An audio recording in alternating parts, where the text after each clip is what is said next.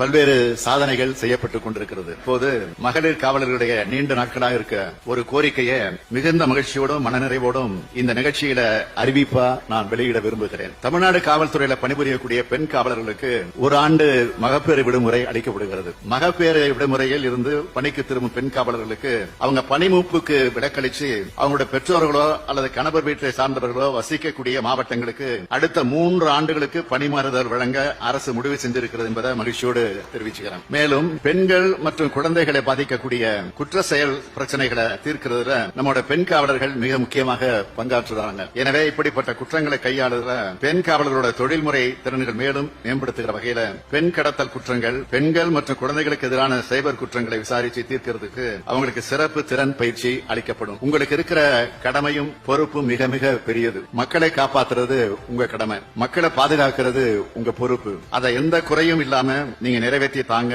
என்பதுதான் என்னுடைய வேண்டுகோள். மனித வளர்ச்சியின் அனைத்து குறியீடுகளையும் முன்னணி மாநிலமா இருக்க தமிழ்நாடு குற்ற சம்பவங்களில் பூஜ்ஜியமா இருந்தாதான் நமக்கெல்லாம் பெருமை. இதுல பூஜ்ஜியமாங்க 100 விழுக்காடு அர்ப்பணிப்புடன் அனைத்து காவலர்களும் பணியாற்ற வேண்டும் என்று கேட்டு விருது பெற்ற அனைவரையும் பாராட்டி விடைபெறுகிறேன்.